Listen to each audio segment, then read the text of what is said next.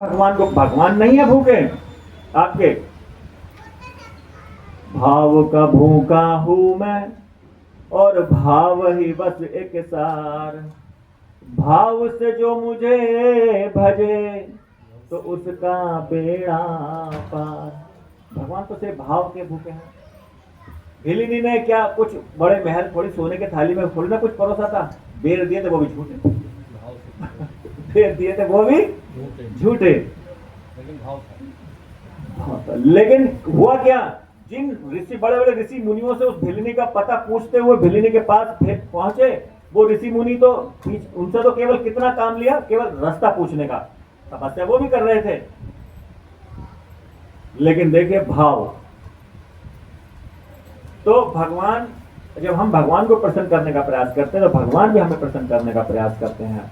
वो कैसे प्रसन्न करते हैं, हमें साधु के संग में मिलाएंगे, भक्तों का संग हमें देंगे। भगवान जैसे मुरादाबाद में कौन का ये खुला है, मैं सभी के हृदय से अगर कोई मैं पूछूं कि कैसा उसके बाद कोई परिवर्तन आया, तो निश्चित रूप से थोड़ा बहुत तो परिवर्तन सभी अच्छा महसूस कर रहे हैं कि हाँ ये अच्छा तो हुआ है। एक छत्र के नीचे हम लोग आए हैं जो भीतर भीतर हो रहे थे, बेशक प्रचार करने की गतिविधियां और सिस्टम सब कुछ एक अलग रूप में आया है, लेकिन ये सब कुछ अच्छा हुआ है। तो हमें ये चीजें मिलती हैं। ये कोई हम हमारे जरूर कोई ना कोई पुण्य कर्म होंगे जो हमें इस तरह से एक छत्र के नीचे आकर के कार्य करने की सेवा का अवसर प्राप्त हो रहा है। तो ये भगवान की, ऐसे भगवान प्रसन्न करते हैं। और प्रगति हुई है, मैं डेफिनेटली कहता हूं, जो लोग हैं वो अपने आप महसूस कर रहे होंगे कि हाँ हम अच्छे हैं पहले से कहीं ना कहीं। देखिए एक कथा आती है, कथा की एक छोटी सी स्टोरी थी कि बहुत सारे घोड़े थे, घोड़े चरने के लिए जंगल में गए और एक घोड़ा जो है दलदल में वो फंस थक गया, तो उसे युक्ति सूझी। वो युक्ति ये थी कि वो बहुत सारे घोड़ों को, अन्य घोड़ों को लेकर के आया और उस दलदल के चारों तरफ उसने उनको दौड़ाना शुरू कर दिया। और वो घोड़ा जो फंसा हुआ था वो बहुत दिन से फंसा पड़ा था, इतना फंसा पड़ा था कि उसके हाथ पैरों ताकत खत्म सी हो गई थी और वो छोड़ गया कि अब मरना ही है। लेकिन कई दिन के बाद जब उसने ये युक्ति अपनाई, अब वो घोड़े दौड़ने लगे और उसको और प्रयास करना शुरू किया। और प्रयास जब और घोड़ों को दौड़ा रहा बहुत तेज, वो जब दौड़ रहे तो उसके अंदर इतनी उत्तेजना आई, उतना उसकी चेतना विकसित हुई कि वो उठना शुरू हुआ। उठते उठते वो दलदल में से निकलना वो शुरू किया। जब शुरू करते वो निकल भी गया और निकलने के बाद भी उसने हार नहीं मानी। जब घोड़े दौड़ रहे हैं तो दौड़ते उसने सोचा मैं भी इनके साथ दौड़, क्योंकि वो उसको अपना सन फील होने लगा, लगने लगी कि ये जब कर रहे हैं तो मैं भी कर सकता हूँ कुछ। और वो निकलने के बाद थोड़ा सा खड़ा हुआ, वो गिर गया, क्योंकि वो 8-7-8 दिन से पड़ा था, वो कहाँ पैर पे। फिर वो हार नहीं माना, फिर उठता है, उठने के बाद फिर हल्का सा प्रयास करता है, फिर गिर जाता है, फिर से उठता है, फिर वो 2-4 कदम चलता है, फिर गिरता है, फिर उसके बाद वो धीरे धीरे थोड़ा लंगड़ा के चलता है, लंगड़ा के चलते चलते फिर वो ठीक से चलने लगता है और फिर वो उनके साथ और इतना दौड़ता है कि वो फिर जो आगे घोड़े दौड़ रहे थे उनके साथ बराबरी करने लगता है। ये होता है संग शक्ति का असर। जैसा करेंगे संग वैसा चलेगा। और हम सब लोग घर गृहस्थी वाले हैं, जो लोग मंदिर छोड़कर, सब घर छोड़कर के मंदिर में चले जाते हैं, उनके भक्ति जो होती है ना, ऐसे नहीं चलती, भक्ति ऐसे करती चलती है।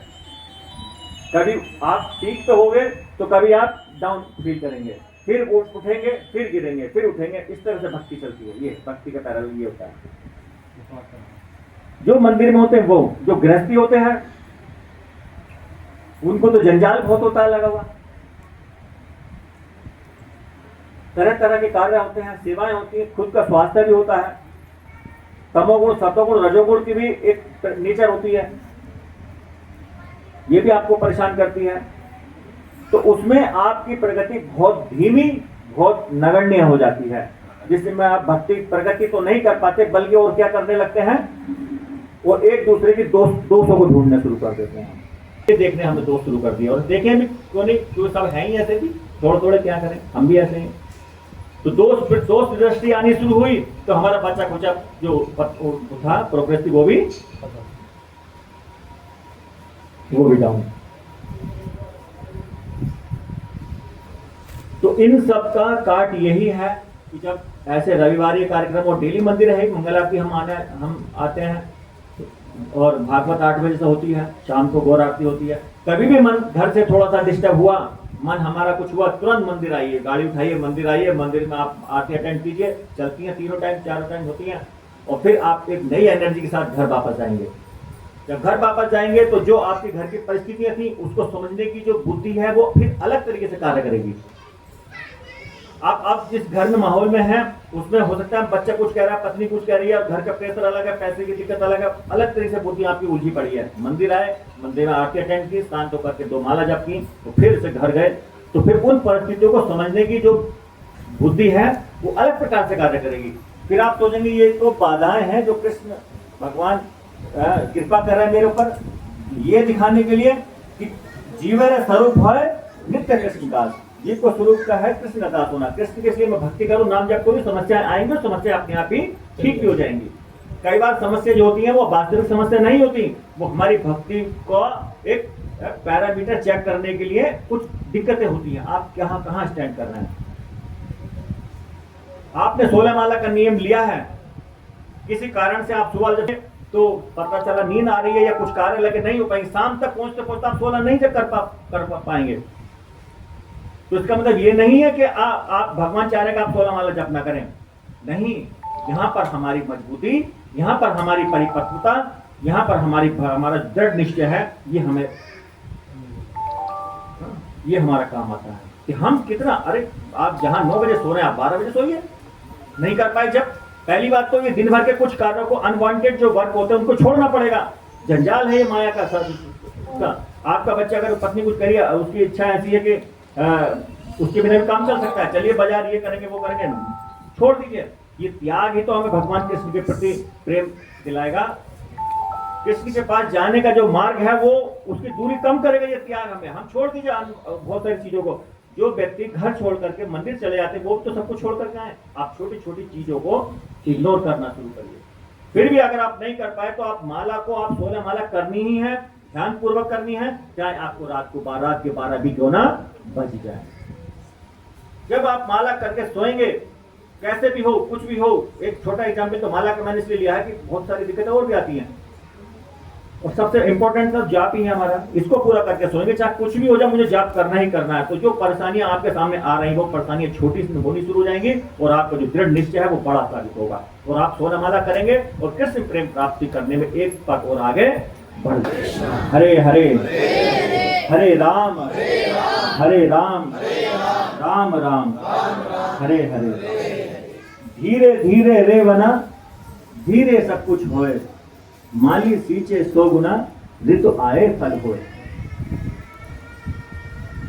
ये नहीं कि आज मुझे काम लगे, आज की माला मैं कल कर लूंगा, कल को फिर लगेगा, उससे ज्यादा बड़ा काम लगेगा। और आपने अगर एक दिन भी ऐसा कर लिया कि आज की माला कल कर लूंगा, तो जो कल जो माला करोगे, माला तो हो सकता है हो जाए, लेकिन उसमें आपका एकाग्र मन चित्त नहीं लग पाएगा, केवल मैकेनिकल जाप होगा। मुंह से तो हरे कृष्ण हरे राम होगा, मंत्र की भी अशुद्धि हो सकती है, मंत्र भी टूट सकता है, लेकिन शुद्ध नाम जप नहीं होगा, क्योंकि आप पहले इग्नोर कर चुके हैं, अपने शरीर को प्राथमिकता दे चुके हैं, आपने अपने रिश्तों को प्राथमिकता दे चुके हैं। कृष्ण को प्राथमिकता कहाँ दी आपने?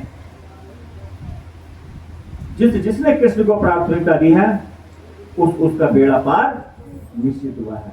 जैसे भगवान कृष्ण थे, भगवान श्री कृष्ण के सामने अर्जुन ने किसको प्राथमिकता दी? भगवान श्री कृष्ण को। युधिष्ठिर महाराज ने भगवान श्री कृष्ण को, कुंती माता ने भगवान श्री कृष्ण को। वरना हर बार कृष्ण समझाते थे, कुंती माता और युधिष्ठिर महाराज, पांचों पांडव क्यों सुनते उनके ध्यान पूर्वक बातें? कहते भाई हम इतनी बड़ी समस्या में, कृष्ण तुम शांत रहो जरा, हमें सोचने दो, कह सकते थे।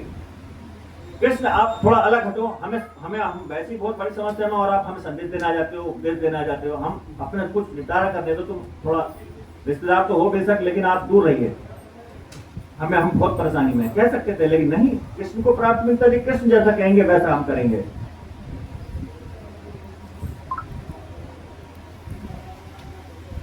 जब तक हमारे अंदर ये अनन्य भाव कृष्ण के प्रति विकसित नहीं होगा, हम कृष्ण प्रेम प्राप्त नहीं कर पाएंगे। अपना संभला तो रोना पड़ेगा, बोलिए जब होगा तो रोना पड़ेगा, नर्क में गर्क होना पड़ेगा, नर्क में गर्क होना पड़ेगा। तेरा ऐसा बुरा हाल होगा तेरा ऐसा बुरा हाल होगा जो बताने के काबिल नहीं है। जो बताने के काबिल नहीं। बच्चे जब पढ़ाई करता है ना, जिसने मन मर्जी की पढ़ाई करी, अरे थोड़ा सा कर लिया, थोड़ा सा आगे, थोड़ा सा बाद में, बस ऐसे करके करा, उनके रिजल्ट अच्छे नहीं आते। जिन